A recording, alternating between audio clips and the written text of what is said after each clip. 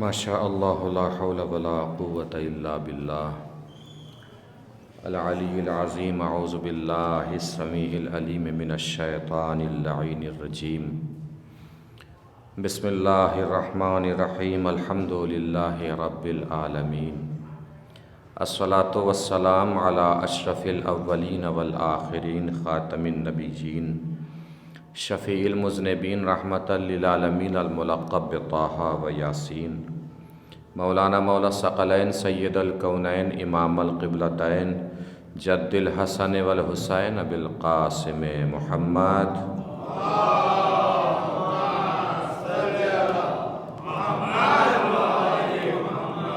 وعلی آلہ الطیبین الطاہرین المعصومین المظلومین المنتخبین المنتجبین الغر المیامین ولعنۃ اللہ علی اعدائہم اجمعین من الآن الی قیام یوم الدین اما بعد فقد قال اللہ الحکیم فی القرآن الکریم بسم اللہ الرحمن الرحیم انا انزلناہ فی لیلۃ القدر وما ادراک ما لیلۃ القدر۔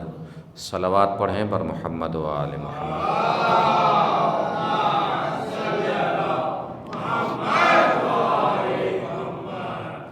مل جل کے ایک اور بار وہ آواز بلند نہ رہے۔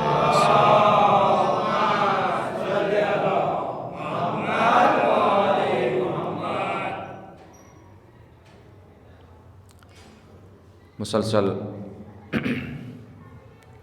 آج یہ تقریباً چوتھا روز ہے شہزادی سلام اللہ علیہا کی شہادت کی مناسبت سے ان مجالس اعزا کا انعقاد کیا گیا ہے۔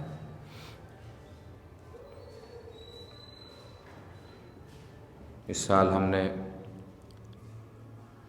شہزادی سلام اللہ علیہا کا تذکرہ کرنے کے لیے مختلف اور مختصر سوروں کا انتخاب کیا ہے، جن کے ذیل میں ہم شہزادی سلام اللہ علیہا کی فضیلت اور ان کی عظمت بیان کرنے کی سعادت حاصل کر رہے ہیں۔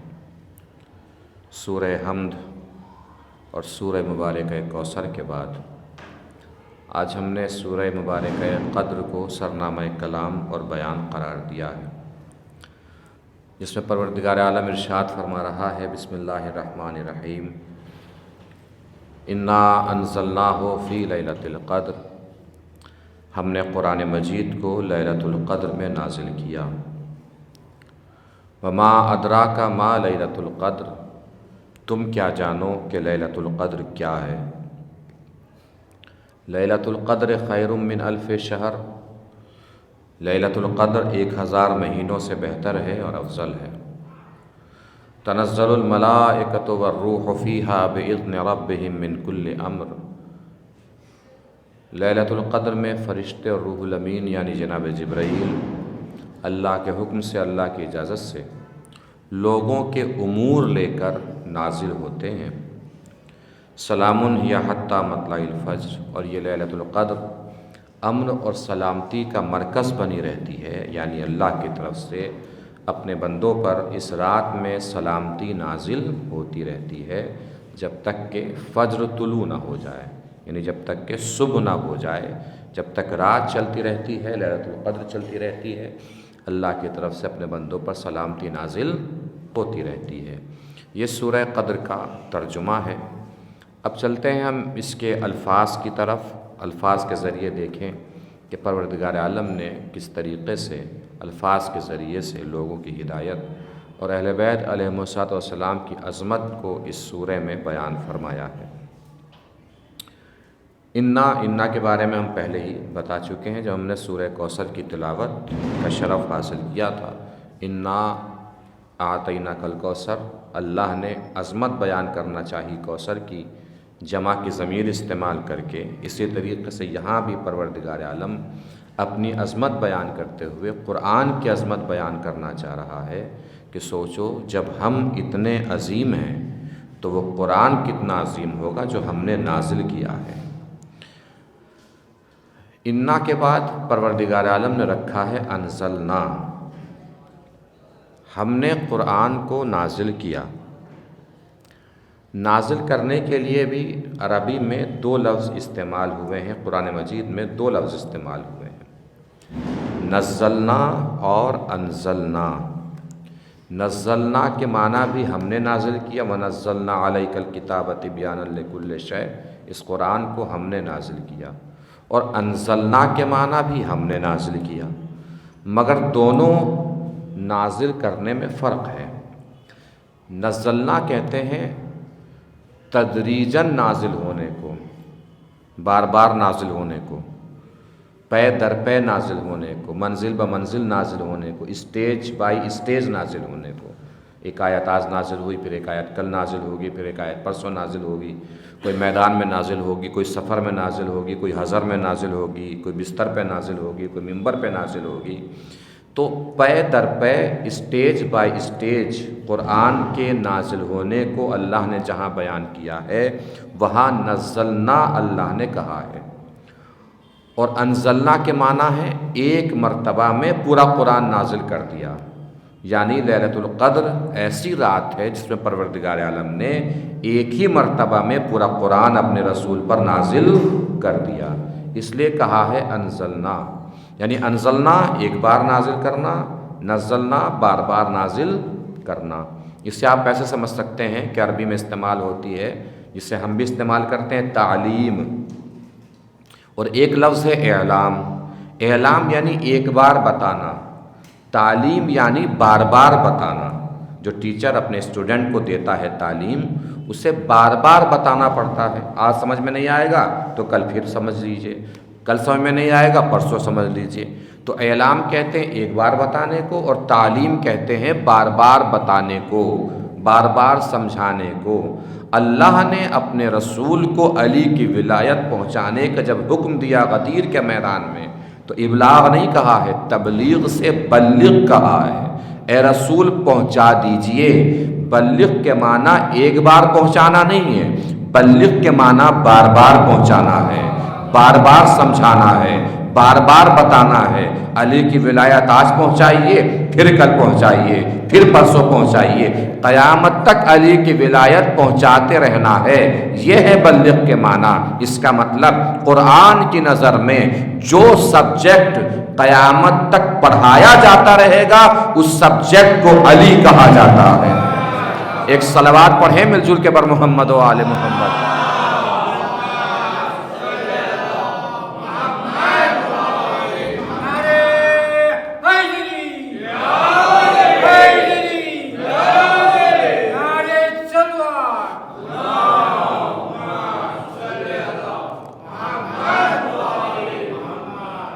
محسوس فرما رہے ہیں؟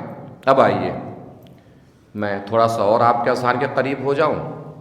انا انزلناہ فی لیلۃ القدر، انا انزلناہ کے معنی ہے ہم نے نازل کیا۔ کس چیز کو نازل کیا؟ قرآن کو نازل کیا۔ یہاں پہ قرآن کی بات تمام ہو گئی، پورے سورہ قدر میں اب قرآن کی بات اللہ نے نہیں کی ہے۔ انا انزلناہ کے معنی ہے ہم نے قرآن نازل کیا۔ کب نازل کیا؟ لیلۃ القدر میں نازل کیا۔ تم کیا جانو لیلۃ القدر کیا ہے؟ لیلۃ القدر 1000 مہینوں سے بہتر ہے۔ لیلۃ القدر میں فرشتے نازل ہوتے ہیں، لیلۃ القدر میں اللہ کی طرف سے سلامتیاں نازل ہوتی ہیں۔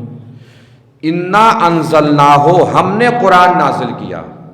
یہاں کے بعد پورا سورہ لیلۃ القدر کے فضائل بیان کر رہا ہے۔ توجہ دیجیے گا عزیزو، بس قرآن کی فضیلت کہاں تک ہے؟ انا انزلناہ ہم نے قرآن کو نازل کیا، یہاں تک قرآن کی بات ہے۔ انزلناہ کے آگے کیا ہے؟ پورا سورہ لیلۃ القدر کے فضائل بیان کر رہا ہے۔ اصل میں لیلۃ القدر کے فضائل بیان کرنا ہی خود قرآن کی فضیلت بیان کرنا ہے۔ اللہ بتانا یہ چاہ رہا ہے کہ سوچو جب لیلۃ القدر اتنا فضیلتوں والی رات ہے تو وہ قرآن کتنا فضیلتوں والا ہوگا جو لیلۃ القدر میں ہم نے نازل کیا ہے۔ بالکل ایسے ہی جیسے قرآن مجید میں پروردگار عالم نے کعبے کا تذکرہ فرمایا، کعبہ جو اللہ کا گھر ہے، کعبہ جو بیت محرم ہے، کعبہ جو اول بیت ہے، کعبہ جس کا طواف ہوتا ہے، کعبہ جس کو 2 نبیوں نے بنایا ہے، کعبہ جو خداوند عالم کا گھر ہے، کعبہ جو جوف زمین پہ بنایا گیا ہے، زمین کے درمیان میں بنایا گیا ہے، کعبے کی اتنی عظمت پروردگار کیوں بیان کر رہا ہے؟ اسی طریقے سے جیسے لیلۃ القدر کی عظمت بیان کر کے کہا کہ سوچو جب لیلۃ القدر اتنی عظیم ہے تو وہ قرآن کتنا عظیم ہوگا جو لیلۃ القدر میں نازل ہوا ہے۔ اللہ نے بالکل ایسے ہی کعبے کی عظمت بیان کی ہے کہ سوچو جب کعبہ اتنا بڑا ہے تو وہ علی کتنا بڑا ہوگا جو کعبے کے بیچ میں پیدا ہوا ہے۔ ایک صلوات پڑھیں مل جل کے بر محمد و آل محمد۔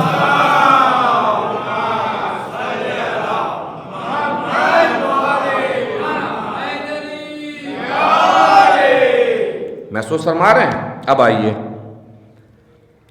پورے سورے کا کلیدی مضمون، مرکزی مضمون کیا ہے؟ مرکزی موضوع لیلۃ القدر ہے۔ اب یہاں سے تھوڑی سی میری بات پہ توجہ فرمائیے گا جو عرض کر رہا ہوں۔ پورے عالم اسلام میں 72 فرقے ہوں یا 73 فرقے ہوں، تنہا ترین آپ وہ لوگ ہیں کہ جن کا قرآن سے رشتہ صرف تلاوت کا نہیں ہے، باتیں کرنے کا ہے۔ قرآن آپ سے گفتگو کرتا ہے، قرآن آپ سے باتیں کرتا ہے۔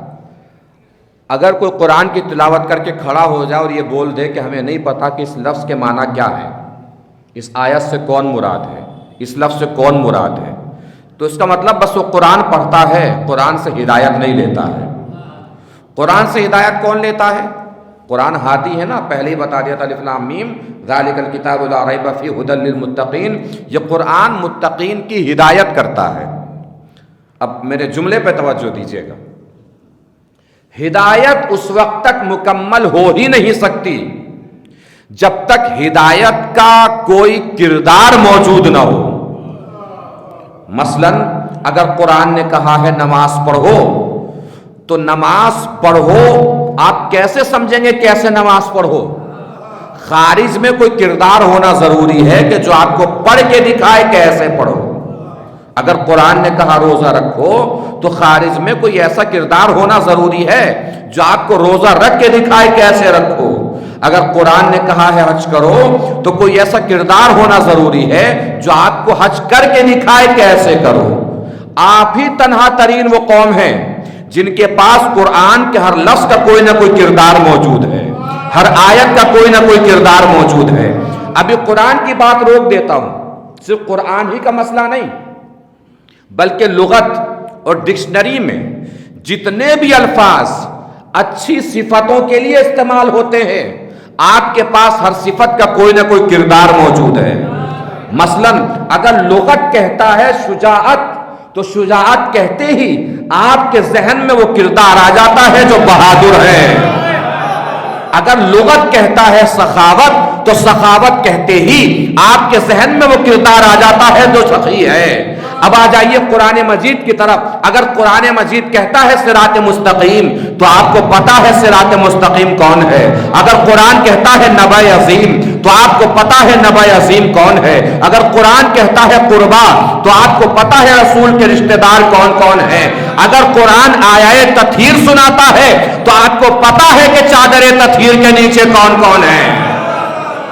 اس کا مطلب آپ کے پاس قرآن کے ہر لفظ کا کردار ہے، قرآن کی ہر آیت کا کردار ہے، قرآن کے ہر حرف کا کردار ہے۔ اور میں ایک منزل اور بلندی پہ جا کے عرض کروں، صرف لفظ کا مسئلہ نہیں ہے، صرف حرف کا مسئلہ نہیں ہے، صرف آیت کا مسئلہ نہیں ہے۔ تنہا ترین عالم اسلام کی آپ تو قوم ہیں جن کے پاس بسم اللہ الرحمن الرحیم کی بے کے نیچے جو نقطہ لگا ہے اس کا بھی کردار موجود ہے۔ اس کا مطلب آپ کے پاس قرآن کے لفظوں کا بھی کردار ہے، قرآن کے حرفوں کا بھی کردار ہے، قرآن کی آیتوں کا بھی کردار ہے، قرآن کے زبر زیر پیش کا بھی کردار ہے، قرآن مجید کے نقطوں کا بھی کردار ہے۔ تو اب سمجھنے والی بات ہے، جب آپ کو پتا ہے صراط مستقیم کون ہے، آپ کو پتا ہے نبع عظیم کون ہے، آپ کو پتا ہے قربا کون ہے، آپ کو پتا ہے چادر تطہیر کے نیچے کون کون ہے، آپ کو معلوم ہونا چاہیے کہ لیلۃ القدر کون ہے۔ جب صراط مستقیم کا پتہ ہے، نبع عظیم کا پتہ ہے، قربا کا پتہ ہے، تو آپ کو یہ بھی تو پتہ ہونا چاہیے نا کہ لیلۃ القدر کون ہے۔ اب کیسے پتہ چلے لیلۃ القدر کون ہے؟ اس کی تفسیر دیکھیے لیلۃ القدر کی۔ دو تفسیریں بیان کی گئی ہیں۔ ایک جگہ قدر سے مراد قدر ہے یعنی عظمت، لیلۃ القدر مطلب عظمتوں والی رات، قدر والی رات۔ اللہ نے فرمایا ہے کہ اس قدر والے خدا نے اس قدر والی کتاب کو قدر والی رات میں اپنے قدر والے رسول پر قدر والے لوگوں کے لیے نازل کیا ہے۔ ایک تو یہ مطلب ہے۔ دوسرا جس پر اجتماع ہے تمام مفسرین کا کہ لیلۃ القدر کی تعریف اللہ نے خود ہی سورہ قدر میں بیان کر دی ہے۔ لیلۃ القدر میں فرشتے نازل ہوتے ہیں لوگوں کے امور لے کر، مطلب لوگوں کے سال بھر کے امور لے کر فرشتے کائنات میں آتے ہیں۔ یہ لیلۃ القدر کی تعریف ہے۔ آسان جملوں میں سمجھنا ہو اگر لیلۃ القدر کو، آسان جملوں میں لیلۃ القدر کو اس طریقے سے سمجھیے کہ لیلۃ القدر وہ رات ہے جس میں اللہ لوگوں کے نصیب بناتا ہے، لوگوں کے مقدر بناتا ہے پروردگار۔ کون سی رات میں؟ لیلۃ القدر والی رات میں، جب صراط مستقیم کا خارج میں کوئی کردار موجود ہے، نبع عظیم کا خارج میں کوئی کردار موجود ہے، قربا کا خارج میں کوئی کردار موجود ہے، تو لیلۃ القدر کا بھی خارج میں کوئی نہ کوئی کردار موجود ہونا ضروری ہے۔ لیلۃ القدر وہ رات ہے جس میں لوگوں کے مقدر بنتے ہیں، لوگوں کے نصیب بنتے ہیں، تو خارج میں کوئی ایسا کردار ہونا ضروری ہے جس کے دروازے پر پہنچ کر لوگوں کے نصیب بن جاتے ہوں۔ جب بات طے ہو گئی نا کہ لیلۃ القدر میں لوگوں کے نصیب بنتے ہیں، تو خارج میں کوئی ایسا کردار اور ایسی ذات اور ایسی شخصیت کا ہونا ضروری ہے جس کے دروازے پر پہنچ کر لوگوں کے نصیب بن جاتے ہو۔ اب تاریخ انسانیت میں مجھے در زہرا کے علاوہ کوئی ایسا در دکھاؤ کہ جس در پہ پہنچ کر زمین والوں کے بھی نصیب بن جاتے ہو، آسمان والوں کے بھی مقدر بن جاتے ہو۔ ایک صلوات پڑھیں مل جل کے بر محمد و آل محمد۔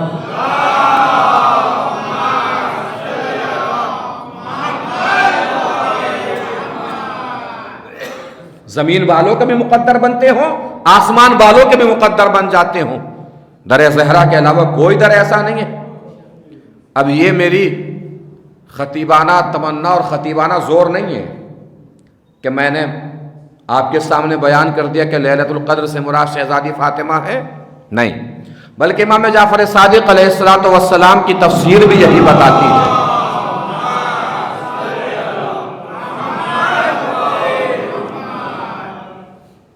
لیلۃ القدر کے فضائل آپ بیان فرما رہے ہیں، اور بیان فرماتے فرماتے آپ نے فرمایا کہ لیلۃ القدر اتنی عظیم رات ہے کہ جس میں اگر کوئی شخص اس کے تمام اعمال کے ساتھ لیلۃ القدر کو حاصل کر لے تو اللہ اس کے سارے گناہ معاف کر دیتا ہے، چاہے زمین کے ذروں کے برابر ہو یا آسمان کے ستاروں کے برابر ہو۔ ایک شخص کھڑا ہوا درمیان سے کھڑے ہو کے بولا کہ مولا میں لیلۃ القدر کو اس کے تمام اعمال اور ارکان کے ساتھ حاصل نہیں کر پایا، تو میں تو بد نصیب ٹھہرا، میرے گناہ کیسے معاف ہو جائیں گے، مجھے لیلۃ القدر کا ثواب مل کیسے پائے گا؟ مولا نے فرمایا گھبرانے کی ضرورت نہیں ہے، اللہ تجھے لیلۃ القدر کا ثواب دے گا۔ کہ مولا کیسے؟ کہ دو لڑے ہوئے مومن بھائیوں کو آپس میں ملا دے، اللہ تجھے لیلۃ القدر کا ثواب دے گا۔ اس نے کہا مولا کبھی یہ بھی نہیں کر پایا، مولا نے فرمایا اب بھی گھبرانے کی ضرورت نہیں ہے، اللہ تجھے لیلۃ القدر کا ثواب دے گا۔ مولا کیسے؟ کہ کسی غریب مومن بھوکے کو کھانا کھلا دے، اللہ تجھے لیلۃ القدر کا ثواب دے گا۔ اس نے کہا مولا کبھی یہ بھی نہیں کر پایا۔ اب شہزادی کی عظمت سنیے گا، آپ جانے، آپ کی شہزادی سے محبت جانے، پوری طاقت سے پڑھنے جانا ہے، پوری طاقت سے سماعت فرمانا ہے، پوری طاقت سے سننا ہے۔ مولا سے جیسے اس نے کہا مولا کبھی یہ بھی نہیں کر پایا، مولا نے فرمایا اب بھی گھبرانے کی ضرورت نہیں ہے۔ اگر لیلۃ القدر کو اس کے اعمال کے ساتھ حاصل نہیں کر پایا، کسی بھوکے مومن کو کھانا نہیں کھلا پایا، دو لڑے ہوئے مومن بھائیوں کو آپس میں نہیں ملا پایا، پھر بھی گھبرانے کی ضرورت نہیں ہے، اللہ تجھے لیلۃ القدر کا ثواب دے گا۔ مولا کیسے؟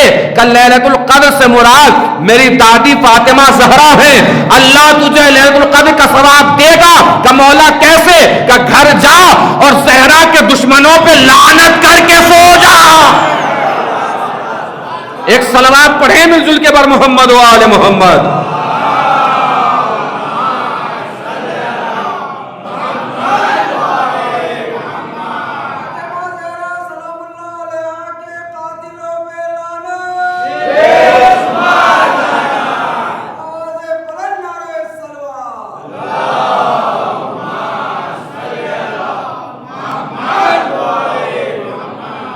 اب اگر یہاں تک آ گئے ہیں، میرے ساتھ جڑ گئے ہیں پوری طریقے سے، تو اب جملہ رائے گا نہیں ہونا چاہیے جو عرض کر رہا ہوں، اور شہزادے کی عظمت کو پوری طاقت سے سلام کرنا ہے۔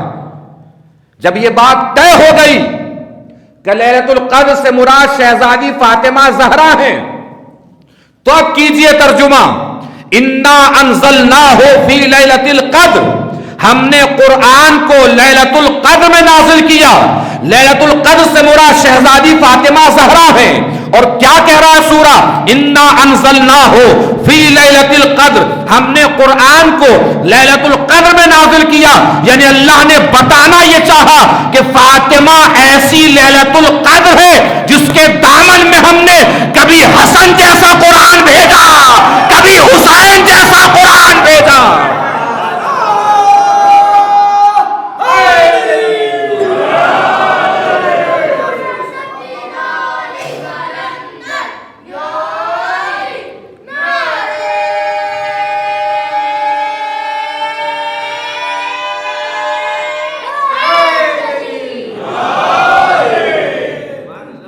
صلوات پڑھیں مل جل کے بر محمد و آل محمد۔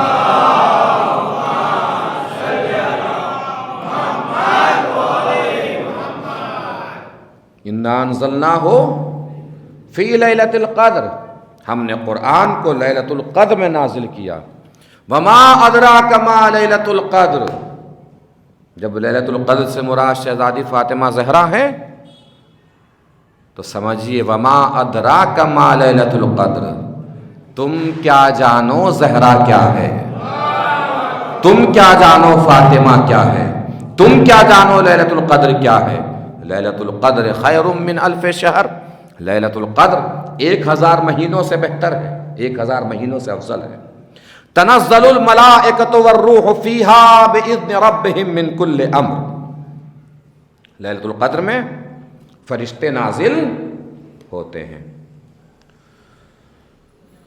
اب یہ سمجھنے والی بات ہے کہ یہاں یہ بتایا گیا ہے کہ لیلۃ القدر میں فرشتے نازل ہوتے ہیں۔ اس کا مطلب کیا ہوا؟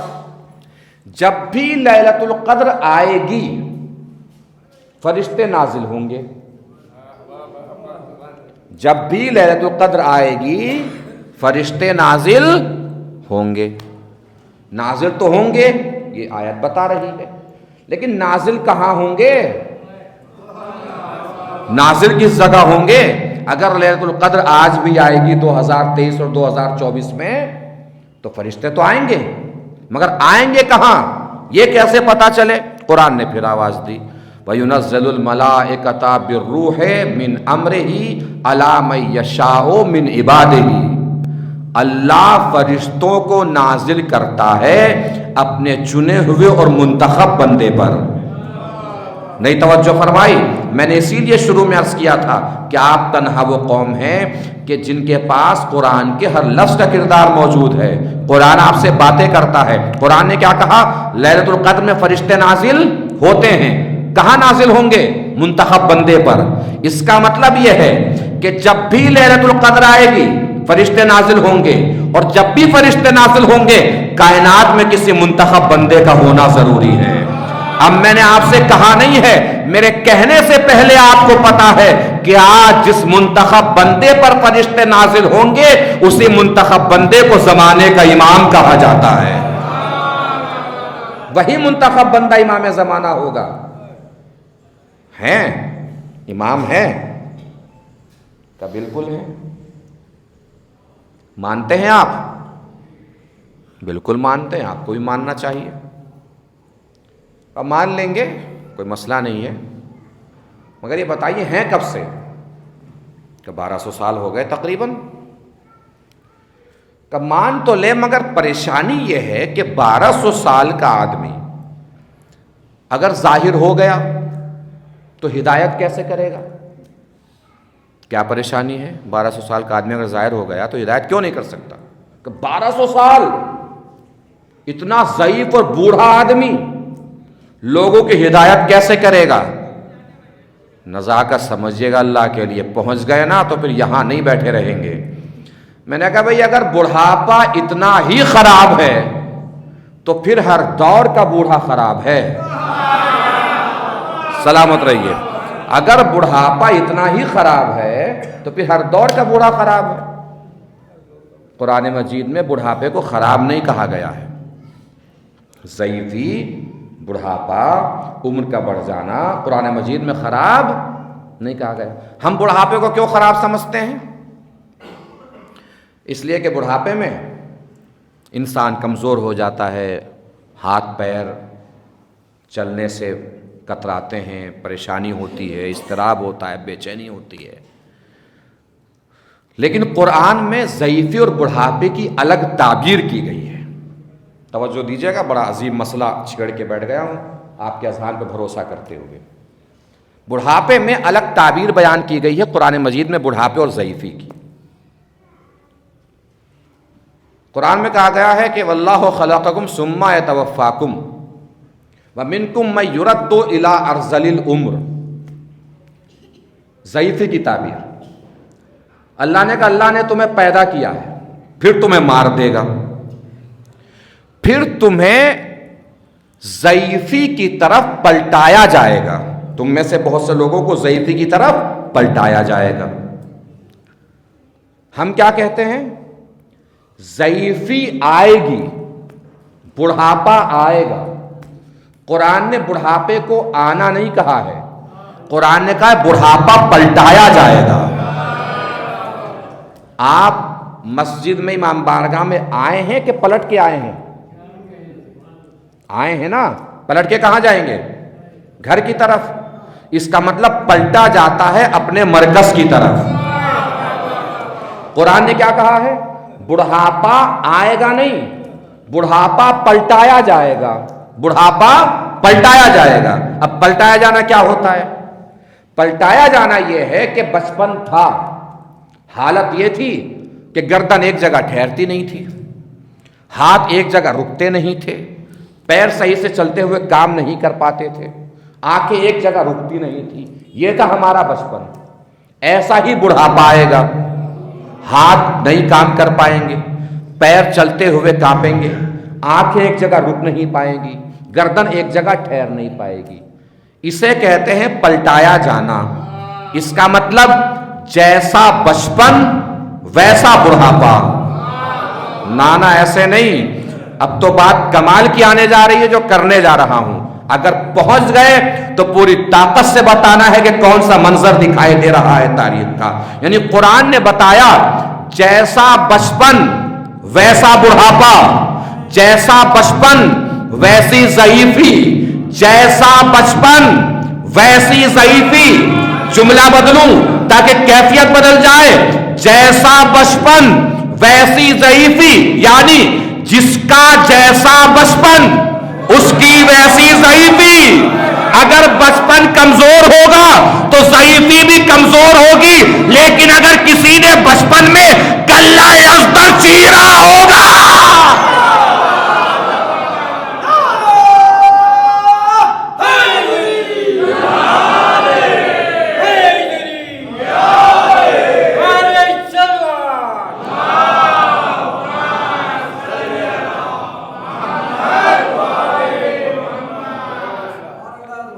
جیسا بچپن ویسی ضعیفی، قرآن نے یہی تو کہا۔ اس کا مطلب یہ ہوا جس کا جیسا بچپن ہوگا اس کی ویسی ہی ضعیفی ہوگی۔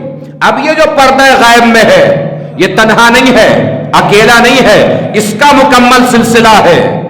1200 سال 1400 سال کی عمر میں اس کی ضعیفی کیسی ہوگی، اگر یہ دیکھنا ہے تو اس سلسلے کے پہلے کا بچپن دیکھ لو۔ جیسا بچپن ہوگا ویسی ضعیفی ہوگی۔ میں نے کیا عرض کیا؟ تنہا نہیں ہے، اکیلا نہیں ہے، مکمل سلسلہ ہے۔ اب یہ بھی میں نے کوئی خطیبانہ زور سے نہیں کہہ دیا کہ مکمل سلسلہ ہے، قرآن نے یہی کہا ہے۔ قرآن نے کیا کہا ہے؟ وَمِنَ الْمُؤْمِنِينَ رِجَالٌ صَدَقُوا مَا عَاهَدَ اللَّهُ عَلَيْهِ، مومنین میں سے مردوں کا ایک سلسلہ ہے۔ کیا کہا قرآن نے؟ مومنین میں سے مردوں کا ایک سلسلہ ہے۔ اب یہ سلسلہ کہاں تلاش کیا جائے کہ مردوں کا سلسلہ کون سا ہے؟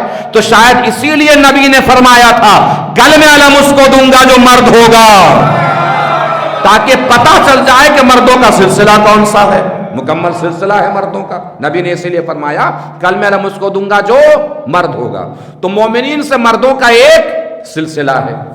اس کا مطلب یہ تنہا نہیں ہے، اس کا مکمل سلسلہ ہے، یہ اکیلا نہیں ہے، اس کا مکمل سلسلہ ہے۔ اب سلسلہ ہے تو پھر آیت آگے بڑھی، وَمِمَّن مَنْ قَضَىٰ نَحْبَهُ وَمِنْهُمْ مَن يَنتَظِرُ وَمِنْهُمْ مَنْ قَضَىٰ نَحْبَهُ وَمِنْهُمْ مَن يَنتَظِرُ۔ اس سلسلے کو پہچانیں گے کیسے؟ تعارف کیسے ہوگا سلسلہ کا؟ کیسے پہچانیں گے یہی وہ سلسلہ ہے جو مردوں کا سلسلہ ہے؟ اس کی پہچان بھی اللہ نے بتائی، وَمِنْهُمْ مَنْ قَضَىٰ نَحْبَهُ وَمِنْهُمْ مَن يَنتَظِرُ۔ اس سلسلے کی پہچان یہ ہے کہ اس سلسلے میں سے ہر زمانے میں دو افراد موجود رہیں گے، ایک ہدایت کرے گا، دوسرا انتظار کرے گا۔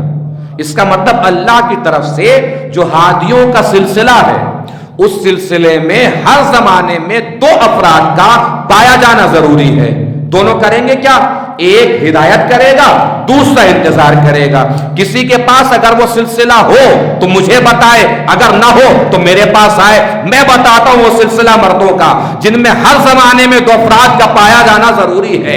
ایک انتظار کرے گا، ایک ہدایت کرے گا۔ چلتے ہیں، رسول ہدایت کرتے رہے، علی انتظار کرتے رہے، علی ہدایت کرتے رہے، حسن انتظار کرتے رہے، حسن ہدایت کرتے رہے، حسین انتظار کرتے رہے، حسین ہدایت کرتے رہے، سجاد انتظار کرتے رہے، سجاد ہدایت کرتے رہے، باقر انتظار کرتے رہے، باقر ہدایت کرتے رہے، جعفر انتظار کرتے رہے، جعفر ہدایت کرتے رہے، قاسم انتظار کرتے رہے، قاسم ہدایت کرتے رہے، رضا انتظار کرتے رہے، رضا ہدایت کرتے رہے، تقی انتظار کرتے رہے، تقی ہدایت کرتے رہے، نقی انتظار کرتے رہے، نقی ہدایت کرتے رہے، عسکری انتظار کرتے رہے، عسکری ہدایت کرتے رہے، مہدی انتظار کرتے رہے۔ اب اگر کوئی آپ سے سوال کرے سلسلہ تو تمام ہو گیا، اللہ کی سنت تو بدل گئی، آج تو بس اکیلا موجود ہے نا جو ہدایت کر رہا ہے، تو پلٹ کے بول دیجئے گا اللہ کی سنت کبھی بدلتی نہیں ہے، آج بھی دو افراد موجود ہیں، زمین پر مہدی ہدایت کر رہے ہیں، آسمان پر عیسیٰ انتظار۔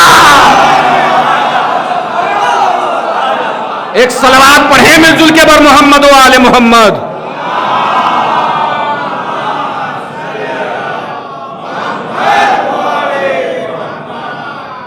یہ مکمل سلسلہ ہے، مکمل تسلسل ہے، اور یہ سلسلہ جو 11 اماموں کا سلسلہ ہے، مولا کائنات کے بعد جو مکمل سلسلہ امام حسن سے لے کے آخری امام تک، جو سارا سلسلہ شہزادی فاطمہ زہرا کی اولاد ہے، تو ہدایت کر لیتے ہیں، جو حجاب غیب میں چھپے ہیں بالکل کر لیتے ہیں۔ کہ غیبت میں چھپ کر کوئی کیسے ہدایت کر سکتا ہے؟ کہ بھیا شیطان بہکا لیتا ہے نہیں بہکا لیتا؟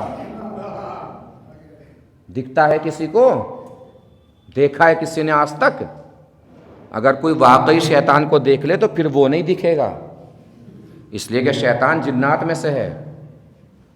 دیکھا ہے کسی نے؟ نہیں دیکھا، پھر بھی مولانا صاحب، مولوی صاحب، حافظ صاحب، قاری صاحب کوئی بھی بہتا ہوا کام کرتے ہیں لا حول ولا قوت الا باللہ، شیطان نے بہکا دیا، شیطان نے بہکا دیا، شیطان نے بہکا دیا۔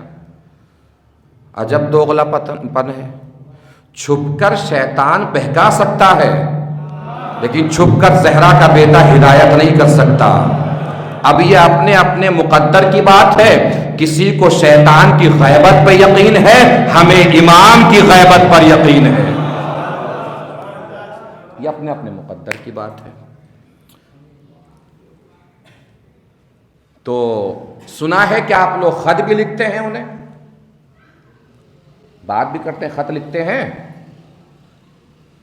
بالکل لکھتے ہیں، جس کا کوئی اپنا ہوتا ہے وہ خط لکھتا ہی ہے۔ تو خط لکھتے ہیں تو جواب آ جاتا ہے؟ بالکل آتا ہے۔ بہرحال بزرگ سب بہتر جانتے ہیں، میں اپنے بچوں اور جوانوں کو سمجھا دوں، امام کو جو ہم خط لکھتے ہیں تو جواب آتا ہے، اس لیے کہ جواب کے دو طریقے ہیں، جواب کی دو کیفیتیں ہیں۔ سورت سے ہم چلے گئے، دلی پہنچے، ہم نے وہاں سے خط لکھا، خط کا زمانہ نہیں رہا، موبائل پہ میسج ڈال دیا کہ ہم خیریت سے پہنچ گئے ہیں، آپ کی خیریت خداوند کریم سے نیک چاہتے ہیں، اپنی پلٹ کے جواب دے دیا کہ بہت اچھا لگا، خیریت مل گئی آپ کو، ہم بھی خیریت سے ہیں، دعا میں یاد رکھیے گا۔ آپ نے خط کا جواب دیا، جو ہم نے خط لکھا تھا آپ کو اس کا جواب دیا آپ نے؟ نہیں دیا، دے دیا۔ خط کے بدلے میں کیا لکھا؟ خط لکھا۔ میسج کے بدلے میں کیا لکھا؟ میسج لکھا۔ اس کا مطلب خط کا جواب دیا، خط کا جواب ملا۔ ہم پہنچے دلی، ہم نے خط لکھا کہ بھئی آپ کے ہاں فلاں مثلاً بسکٹ بہت اچھا ملتا ہے اور اس بسکٹ کی بڑی یاد آ رہی ہے۔ دلی پہنچے تھے، ہم نے تذکرہ کیا، بچوں نے کہا کہ بسکٹ جو ہے وہ منگوائیے، اب گزارش ہے کہ بسکٹ بھیج دیجیے۔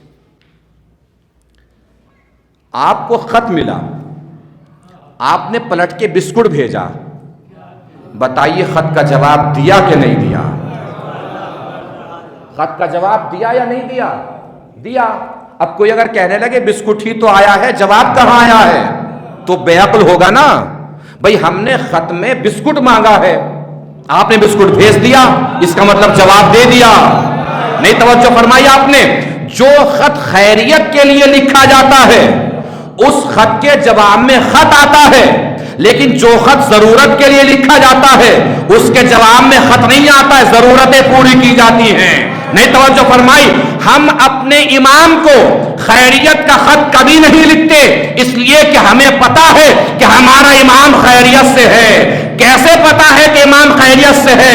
نکلتا ہوا سورج بتاتا ہے وہ خیریت سے ہے، چمکتا ہوا چاند بتاتا ہے وہ خیریت سے ہے، چلتی ہوئی زمین بتاتی ہے وہ خیریت سے ہے، ٹھہرا ہوا آسمان بتاتا ہے وہ خیریت سے ہے۔ کوئی چیز بتائے نہ بتائے، ارے ہمارا دھڑکتا ہوا دل بتاتا ہے وہ خیریت سے ہے۔ ہاں، ہماری کچھ ضرورتیں ہوتی ہیں، ہم اسے خط میں لکھتے ہیں۔ کسی کے پاس مکان نہیں ہوتا، پلٹ کے مکان مل جاتا ہے تو مطلب جواب آ جاتا ہے۔ کسی کے پاس کاروبار نہیں ہوتا، کاروبار چل جاتا ہے تو مطلب جواب آ جاتا ہے۔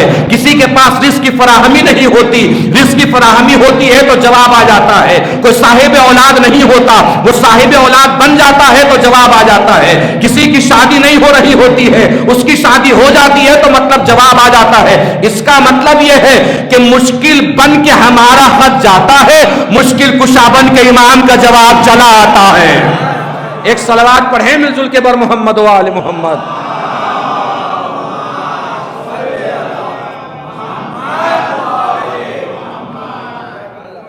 محسوس فرما رہے ہیں؟ تو جواب آ جاتا ہے، امام کو جو خط لکھتے ہیں اس کا جواب آ جاتا ہے۔ زہرا کا بیٹا ہے، جواب ضرور آئے گا،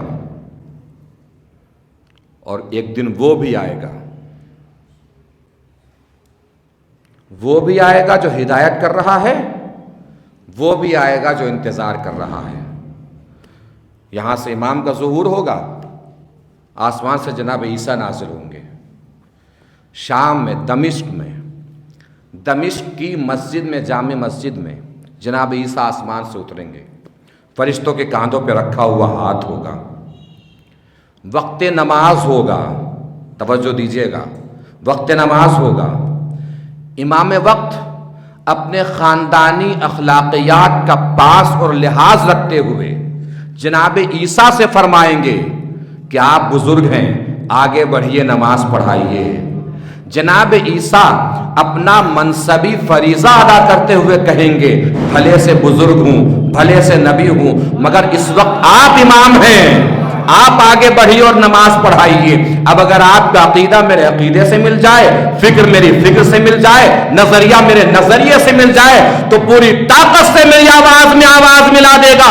بھائی یہ سلسلہ ہے، امام اکیلا اور تنہا نہیں ہے، کائنات کو ہم یہی تو بتانا چاہتے ہیں کہ جب اس سلسلے کا آخری نبی کے پیچھے نماز نہیں پڑھ سکتا تو اس سلسلے کا پہلا علی کسی گنہگار کے پیچھے کیسے نماز پڑھے گا؟ ایک صلوات پڑھیں مل جل کے بر محمد و آل محمد۔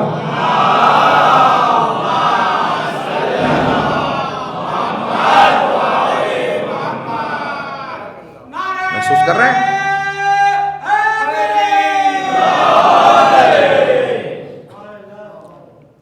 پہنچ گئی بات۔ اب ہم وہیں آ گئے، بڑا مشہور جملہ ہے ہمارا، وہ بھی سن لیجئے۔ مصلی بچھے گا، کہاں بچھے گا؟ پانی پہ مصلی بچھے گا۔ پانی ہی پہ کیوں؟ کعبے کی چھت پہ بچھ جاتا، بیت المقدس میں بچھ جاتا، یہ پانی پہ مصلی بچھانے کی کیا ضرورت ہے؟ اللہ جواب دے گا، اسے صرف مصلی نہ سمجھو، یہ امامت کی مسند ہے۔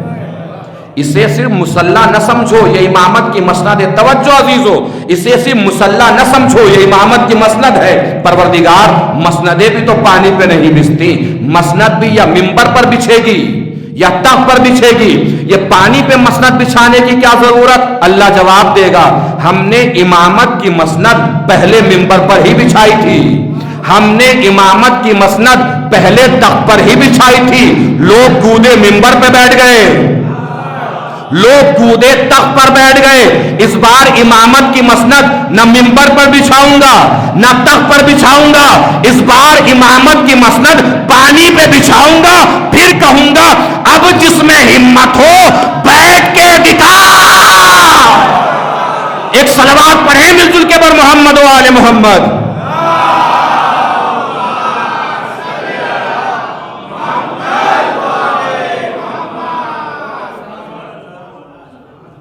تو سورہ قدر سے ہمیں کیا حاصل ہوا؟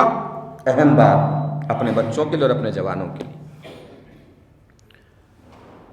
لیلۃ القدر میں مقدر بنتے ہیں لوگوں کے۔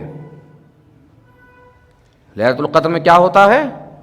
لوگوں کے مقدر بنتے ہیں۔ اس کا مطلب انسان کو کبھی بھی مقدر کا رونا نہیں رونا چاہیے، ایسی کوشش کرنی چاہیے اور ایسے اعمال بجا لانے چاہیے کہ اللہ جب مقدر بنائے تو مقدر تبدیل بھی ہو جائے، مقدر بدل بھی جائے۔ وہ کہتے ہیں نا، لکیروں میں مقدر نہیں ہوتا، کوششوں میں مقدر چھپا ہوتا ہے۔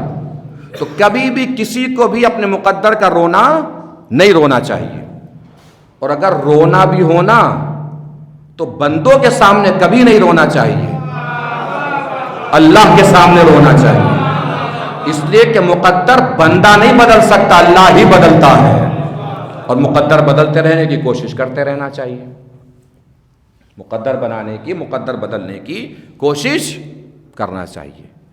سانس لینے سے سانس بند ہونے تک ہمیں کوشش کرتے رہنا چاہیے۔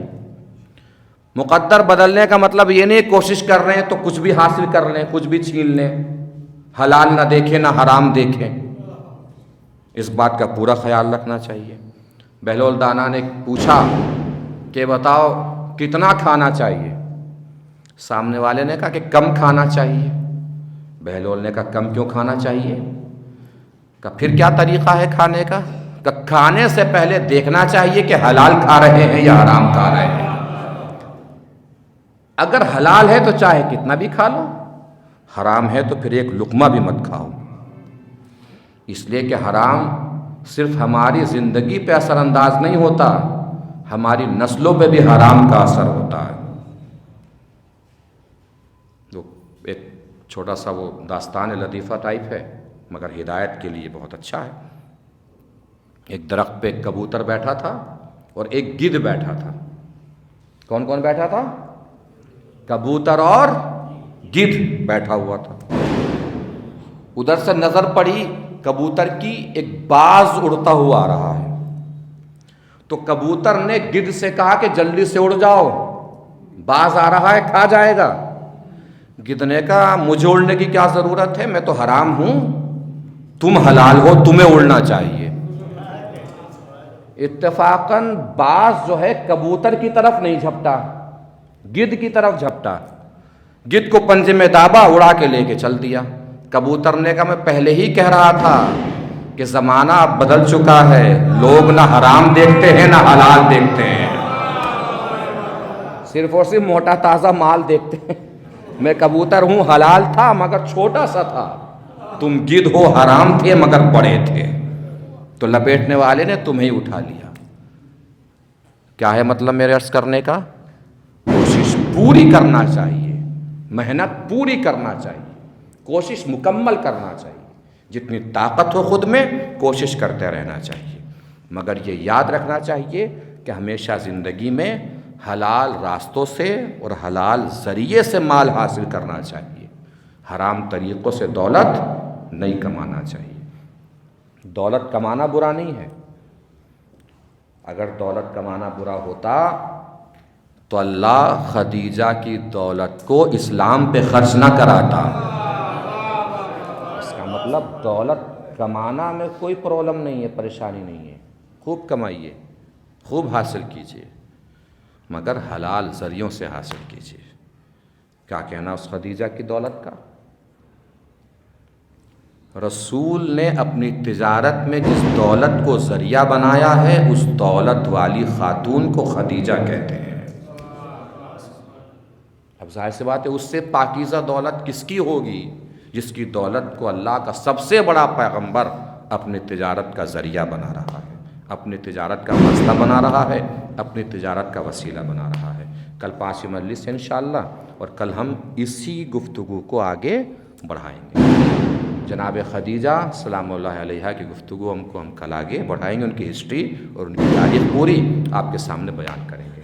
چونکہ شہزادی فاطمہ زہرا سلام اللہ علیہا کی تاریخ اب 4 مجلسیں 5 مجلسیں، ان کے فضائل، ان کی عظمتیں بیان ہوتی رہتی ہیں، لیکن اس بی بی کی عظمت کو بھی جاننا ہمارا فرض ہے جس کی آغوش میں پل کے فاطمہ عورتوں کی سردار بن گئی تھی۔ وہ خود کتنی باعظمت بی بی تھی جس کے آغوش میں پل کے شہزادی فاطمہ عورتوں کی سردار بن گئی تھی۔ یہ ہم نے دیکھا ہے رسول کے زمانے میں شہزادی فاطمہ کی عظمت کو، ان کی فضیلت کو، ان کی بلندی کو، ان کے کردار کو، جو میں روز بیان کر رہا ہوں۔ آتے تھے رسول، سلام کرتے تھے شہزادی فاطمہ کے در پر اور دروازے پر، اور اسی دروازے پر ہم نے دیکھا ہے آگ اور لکڑیاں جمع ہوتے ہوئے دیکھا ہے۔ پسلیاں ٹوٹ گئیں شہزادی فاطمہ کی۔ میرا کہنا بھی آسان ہے، آپ کا سننا بھی آسان ہے کہ زہرا کی پسلیاں ٹوٹ گئیں۔ کسی کے بدن کی ایک بھی ہڈی ٹوٹ جائے نا تو اس سے پوچھئے سانسیں کیسے لی جاتی ہیں۔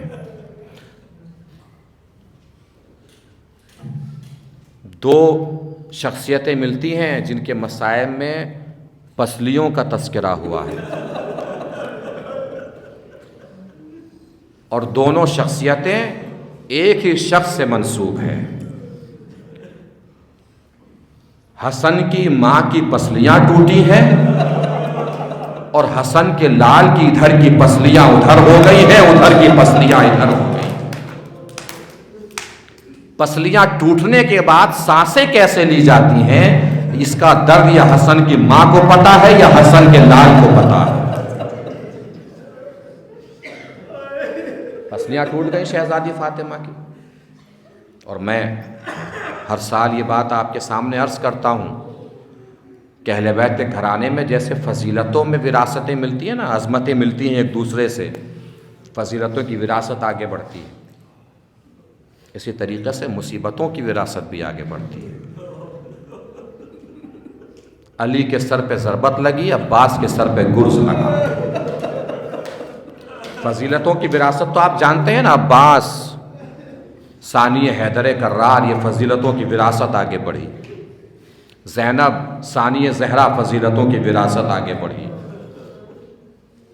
اکبر ہم شبیہ پیغمبر فضیلتوں کی وراثت آگے بڑھی، ایسے مصیبتوں کی وراثت بھی آگے بڑھی۔ علی کے سر پہ ضربت لگی، عباس کے سر پہ گرز لگا، قاسم کے جگر کے ٹکڑے ہوئے، حسن کے جگر کے ٹکڑے ہوئے، قاسم کے بدن کے ٹکڑے ہوئے۔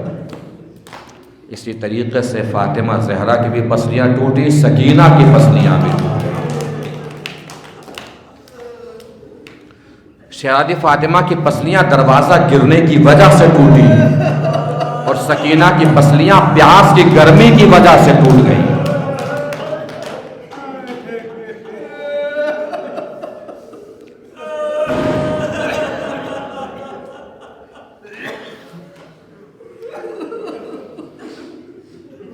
ہم نے بھائی بہن کی محبت دیکھی ہے نا، مدینے میں بھائی بہن کی محبت، اکبر اور صغرا کی محبت، کربلا میں بھائی بہن کی محبت، زینب اور حسین کی محبت، راہ کوفہ اور شام میں بھائی بہن کی محبت دیکھی ہے، سکینہ اور سجاد کی محبت۔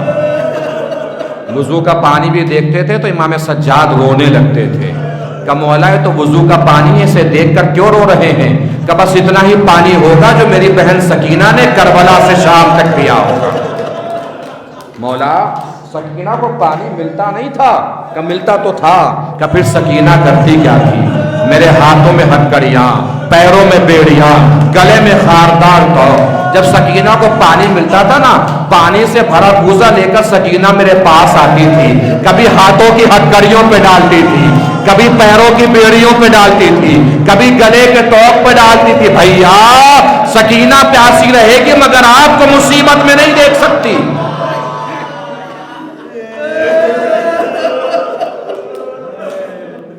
مصائب میں رویا ضرور کیجیے، اس لیے نہیں کہ خطیب مصائب پڑھ رہے ہیں، نہیں، بلکہ اس لیے کہ آپ کی آوازیں شہزادی سیدہ کو سکون بہت دیتی ہیں۔ رونا نہ آئے کرے نا تو سوچا کیجیے، آپ جوان ہیں، چھوٹے چھوٹے بچے میرے سامنے بیٹھے ہیں، جوان میرے سامنے بیٹھے ہیں، جوان ہیں تو آپ کی چھوٹی چھوٹی بہنیں بھی ہوں گی۔ کبھی سوچا کیجئے جس کے پاس بہن ہے، اگر کوئی چوراہے پہ آپ کی بہن کو روکے، زلفوں کو پکڑے اور رخساروں پہ تماچے مارنا شروع کرے، آپ میں سے کتنے بھائی ہوں گے جنہیں برداشت ہو جائے گا؟ نہ ہو سکے تو سجاد کو یاد کر کے رو لیا کیجئے۔ امام سجاد کربلا سے کوفہ، کوفہ سے شام، یہی دیکھتے دیکھتے چلے گئے۔ کبھی شمر سکینہ کو تماچے مار جاتا تھا، کبھی خولی تماچے مار جاتا تھا۔ اور مصائب سے سننے نہیں چاہیے، مصائب کو سوچنا بھی چاہیے۔ سوچئے جب سکینہ کے رخساروں پہ تماچے لگتے ہوں گے تو سکینہ کا عالم کیا ہوتا ہوگا؟ کیا عمر تھی جناب سکینہ کی؟ 4 سال کی بچی تھی سکینہ۔ ہم نے اپنے گھروں میں بھی 4 سال کے چھوٹے چھوٹے بچے دیکھے ہیں، اللہ سب کے بچوں کو سلامتیاں عنایت فرمائے۔ 4 سال کا بچہ کوئی ہو، ایمانداری سے دل پہ ہاتھ رکھ کے سوچئے، کوئی بھرپور طاقتور جوان پوری طاقت سے 4 سال کے بچے کے رخساروں پہ تماچا مارے، بچہ زمین پہ کھڑا رہ سکتا ہے؟ گر نہیں جائے گا؟ شمر جب تماچے مارتا تھا نا، سکینہ زمین پہ گر جاتی تھی، پھر اٹھانے کے لیے شمر ملول تازیانے مارا کرتا تھا۔ امام سجاد فرماتے ہیں شام کا بازار تھا، سکینہ تماچا کھا کے گری تو اٹھ نہ سکی، شمر ملول میرے پاس آیا، میرے بدن پہ تازیانے مارنے لگا۔ جب سکینہ نے دیکھا نا جوان بھائی کے بدن پر میری وجہ سے تازیانے پڑ رہے ہیں، تو سکینہ نے جلدی سے اپنے آپ کو اٹھایا، دوڑی اور میرے اوپر خود کو گرا دیا۔ مولا شمر نے تازیانہ روک لیا ہوگا، کہ روک لیتا تو ستم کیا تھا، جیسے مجھے مار رہا تھا ویسے ہی سکینہ کو مارنے لگا۔ بس آخری جملہ ہے، مصائب تمام ہے، رو لیجئے گا جتنا رونا ہوگا، دے لیجئے گا پرسہ جتنا دینا ہوگا۔ عربی میں جملہ پڑھنے جا رہا ہوں، جتنا مجھ سے اردو میں ترجمہ ہو سکے گا اتنا کر دوں گا، جتنا آپ محسوس فرما لیں اتنا رو لیجئے گا۔ امام سجاد فرماتے ہیں بس یہی وہ وقت تھا جب سکینہ نے مجھے مدد کے لیے پکارا، مگر میں سکینہ کی کوئی مدد نہ کر سکا۔ مولا کیا کہا سکینہ نے؟ امام سجاد کانپتے بدن کے ساتھ کھڑے ہوئے، امامے کو سر سے دور پھینک کے فرمایا جب شمر سکینہ کو تازیانے مار رہا تھا نا، سکینہ نے میرے سامنے ہاتھ جوڑ کے کہا یا ہی قل لہو لا تضرب علی خدیہ، اے بھیا شمر سے بس اتنا کہہ دیجئے کہیں بھی تازیانے مار لے میرے رخساروں پہ تازیانے نہ مار، پہلے ہی میرے رخسار اس کے تماچوں سے رنگین ہے، اب میرے رخساروں میں طاقت نہیں ہے کہ اس کے تازیانوں کی ضرب بھی برداشت کر پائے۔ واہ زہرا، واہ سکینہ، واہ سیدہ، واہ فاطمہ، الا لعنت اللہ علی القوم الظالمین، سیعلم الذین ظلموا ای منقلب ینقلبون، انا للہ و انا الیہ راجعون، رضم بقضائہ و تسلیما بامرہ، ماتم حسین۔